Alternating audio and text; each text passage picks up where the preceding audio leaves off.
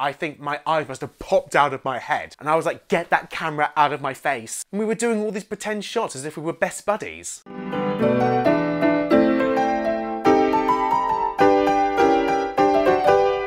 Mwah. Hello everybody, welcome to another brand spanking new episode of Fabaret. My name's Richard, and if you're new here, a big warm welcome to the Fabaret family, or Fab Fam. This channel is dedicated to all things theatre, dance, music. If you like what you see here, make sure to like, share, comment, subscribe, and make sure to tick the little bell when you subscribe so you get notified every time I upload a new video. So whilst I'm doing all these videos about theatre, I still want you to get to know me. You know, about my past, stories that are related to theatre and performance. And I've chosen a really good one for us to get started on today. Now, I got inspired for this video by watching an amazing video on YouTube from Zoe Alexander, and it's the video about all her truth about her X Factor audition. If you don't remember, Zoe Alexander auditioned back in 2012 for the X Factor, and she was a Pink tribute artist, and she sang a song by Pink. And in these videos that Zoe's done now, she reveals everything about what was really happening behind the scenes, like everything that happened to her leading up to the audition and the editing manipulation. Zoe, I want to thank you for being so brave to share your story, and whilst mine is nowhere near as dramatic as yours, thank you for giving me the confidence to share my story. So to give you lovies a bit of background, about 10 years ago I was hardcore auditioning for reality shows all over the place. I auditioned for X Factor in 2013, and by that point I'd auditioned for Big Brother about 4 or 5 times at this point, and I'd auditioned for Britain's Got Talent 3 times, I think. And when I say auditioning, I don't mean like in front of the big celebrity judges on telly, I mean sort of like the producers and research auditioners behind the scene. So whilst I had a bit of experience in this world, I was not prepared for what was going to happen with the X Factor. I'm personally quite amazed that they never showed any of my auditions on telly, so I made a pact to myself that in 2013, any opportunity that came along, I was going to say yes! And it did lead to some positive experiences. That's how I won a UK national pageant. But one of the big things it led me to do was decide to audition for the X Factor. So it was February or March 2013, so I sent in a video audition. Hello X Factor, and down the waterfall, wherever it may take me, I know that life won't break me when I come to call. Hope to hear from you guys at the X Factor soon. Bye! So then a few weeks passed, and then I get an email inviting me to come to an audition for the producers. And they said in the email, oh, even though this isn't going to be on telly, make sure you come dressed to impress and how you would want to look if you were on the telly audition. So I glam myself up, fake tan, hair dye, I glitter all over my face and neck. And yeah, looking back, what I was doing is I was making an extreme caricature of bits of my personality that were already there. But I knew that that was going to help me get onto the show. So I get to Old Trafford, I think it's a Sunday, and they told me to get there for about midday, 1 o'clock. What I didn't realise is because I'd already done a producer's audition, I was already through to what was round 2 of the auditions. So I was suddenly in a queue with people who had already been there since 6 AM and had already gone through 1 audition to get to the point I was now at. So we slowly get taken in. There's so much waiting around at these auditions, you have no idea. They take us into tiny audition rooms, and I remember there was 2 researchers in there, no cameras. I sang a medley mashup of different songs that I'd done. I actually did this mashup as my talent round for the pageant that I was involved in that year. And I just remember the researchers' faces looking like...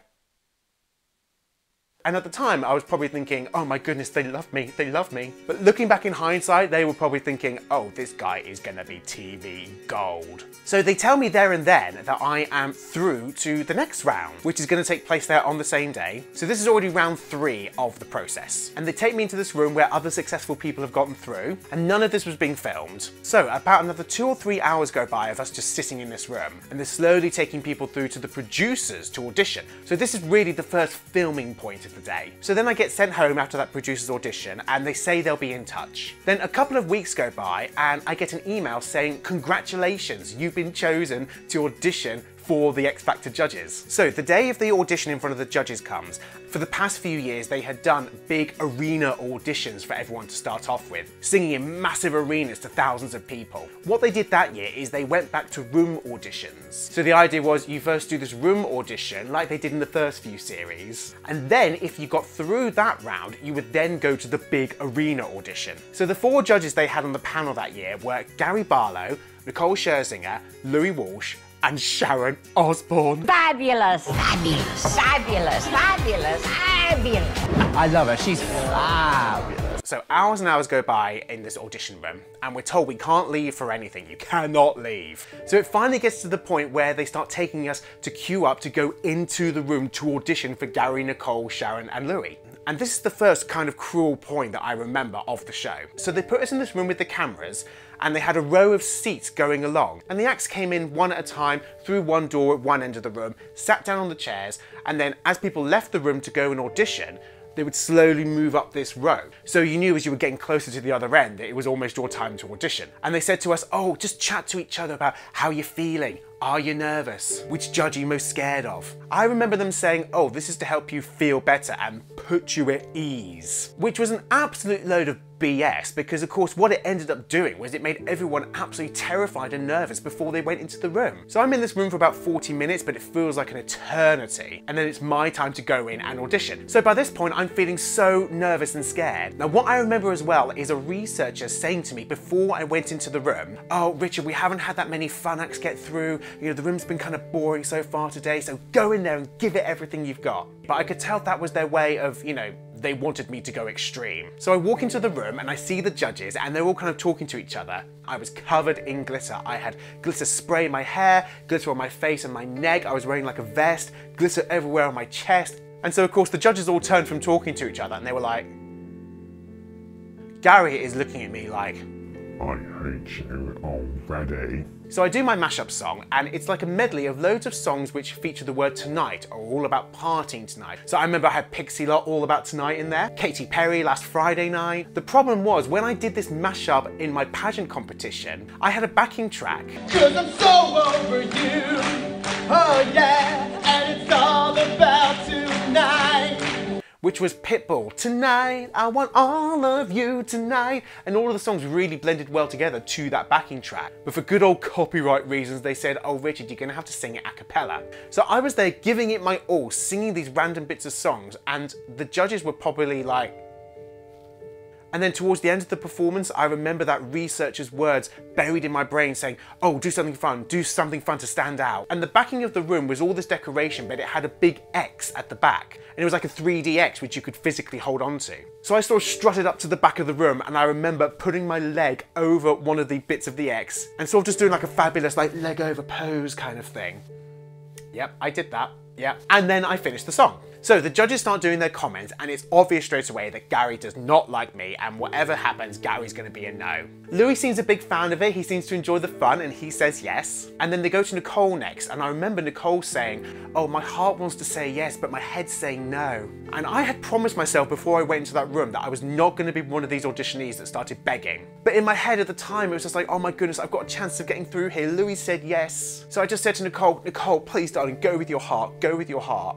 So Nicole decides to say yes, and she puts me through. Then they go to Gary, and Gary says, Nah, you're everything I hate about this show. It's a no from me. So my fate is resting in Sharon's hands, because you have to get at least 3 out of 4 yeses to get through to the next round. Going into that room, I didn't think I had a chance in hell of getting through to the next round. But suddenly I was like, oh my God, if Sharon says yes, I'm actually through to the next round. I'll never forget this moment as long as I live. I said to Sharon, Sharon, please, please, I'm sorry, I don't want to beg, but please let me through. And Sharon said back to me, no, don't beg, darling, because I want you to keep your dignity as a performer. And then I said, well, I think I lost my dignity when I was humping the X. But Sharon decided to say yes. And instantly, I think my eyes must have popped out of my head. So I basically ran out of the room screaming down the corridor, pure euphoria. Dermot O'Leary was there, of course, at this point. So I remember running towards Dermot like, no! And again, they got all of this on film. It's weird, they never showed my full audition, but they did show tiny clips of me in like opening montages at the start of each episode. So then a couple of weeks pass again, and by this time it's June, and I get all the information about going to Wembley Arena. So for this, I thought I need to bring friends and family with me. So my mum and my dad came along. I also had my friend Sammy, who I met at Mount View Summer School the year before, and also my friend Laura, who I know through doing many Am Dram shows. Now this is where things start to get interesting. So about a week week before my audition, I get a call from one of the researchers and they said, oh, do you remember Kitty Brucknell? And I was like, yeah, of course, Kitty Brucknell, she was fun, wasn't she? And they said to me, do you remember the audition she did where she had the outfit that lit up? And they said, well, why don't you wear something like that? And I thought to myself, okay, that's a bit strange, because this is the first time during the whole process where they've tried to sort of tell me what to do, or what to wear, or what to sing. I sent them a list of songs, one of which included Boogie Shoes by Casey and the Sunshine Band. One of the reasons I picked that was because I had these new gold glitter shoes. So the big day comes, me and my family get to Wembley Arena. I was told to get there all glammed up, ready to go at 8 AM. So we get there at 8 AM thinking, oh wow, this is gonna be so cool. In a couple of hours, I'm gonna be singing on stage. And there was a lot of waiting. It was a boiling hot day, so what happened was they initially took us up to a room where they told us, you cannot leave this room. No one can leave this room. And about 2 or 3 hours passed with us getting bored out of our skulls. So they called me down to do some filming and everyone's really excited. And then the audience who are going to be watching the show queue up. And what they do is they get the acts to then go into the queue and then interview them with Dermot. So then it looks like as if this queue for the audience is actually the people queuing to audition. So we go along and Dermot does these chats, and then it's even more waiting as they do interviews outside. And let me emphasize, it was a boiling hot day. No one was giving us any water or anything. So then I do my interview and they ask me all these questions like, oh, what did you think of Gary not liking you before? And I just kept thinking, they're obviously asking me questions in a very specific way because they want to get certain answers out of me. But finally, after being in boiling heat for about 3-4 hours, we then go backstage and I get interviewed for the Extra Factor. And the Extra Factor that year was presented by Caroline Flack, rest in peace Caroline, and Matt Richardson, who was like an up and coming comedian. So they interview me and then actually quite quickly they then tell me, oh Richard, it's time for your audition. It wasn't time for my audition. There was about another 2-3 hours of us waiting in this massive black empty arena backstage at Wembley. I felt really bad for my family and friends because I kind of promised them this was going to be a fun, exciting day, and so far it had just been hot, long, sticky, hot, long. But finally it gets to my turn. I'm at the side stage, ready to go onto Wembley Arena to sing in front of 5,000 people and Nicole, Gary, Sharon and Louis. So I go out on stage and I'm giving it my all and I'm singing Boogie Shoes. And most of the audience were on my side. So then the song ends and Gary, who of course does not like me, whether he's been told to not like me or whether it is actually him, I don't know.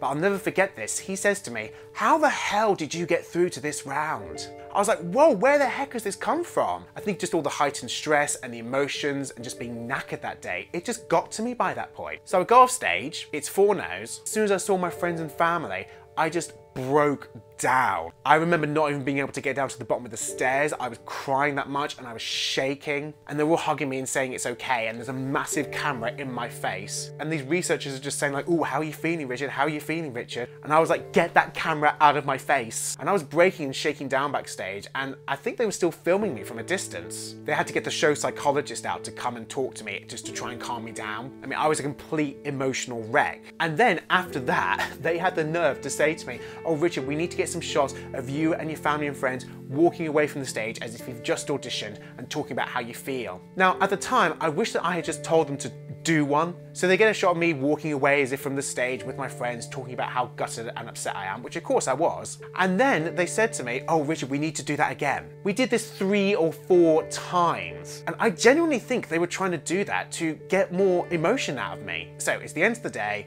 We all go, and I just felt so humiliated and embarrassed. They've got that all on camera. They've got a first audition of me being hyper and over energetic in a room, and then they've got a second audition of me arguing a bit with Gary and having a complete breakdown backstage. And I thought, of course they're going to show that. Of course they are. So it's a couple of weeks later, and I get a phone call from one of the researchers on the Extra Factor. And they said, oh, we're planning to use some of your footage for the Extra Factor. And they said, oh, we want Matt Richardson, the presenter of the Extra Factor, to come to your house. Yeah, that's right, to come to my home and film and pretend as if we're having a sleepover together the night before my audition. Again, looking back, I wish I'd just said, I'll just do one. So Matt Richardson and the Extra Factor team come round and spend a day in my house. Like, can you imagine how surreal that is? I was in my bed, in my bedroom. Matt Richardson is on the floor in a sleeping bag, and there was about 3 or 4 crew members in my room, and we were doing all these pretend shots as if we were best buddies. I am so glad that none of this fully aired on the telly. Like, I was really quite surprised because they had TV Gold and the Extra Factor came to my home to film, but it was so weird how the researchers would manipulate you into trying to get stressed and emotional or really hyped up before your audition. Well, lovelies, that's it from me today. Have any of you had experiences with auditioning for X Factor? I'd love to hear about your thoughts and experiences. Do comment below and I will make sure I reply to every comment.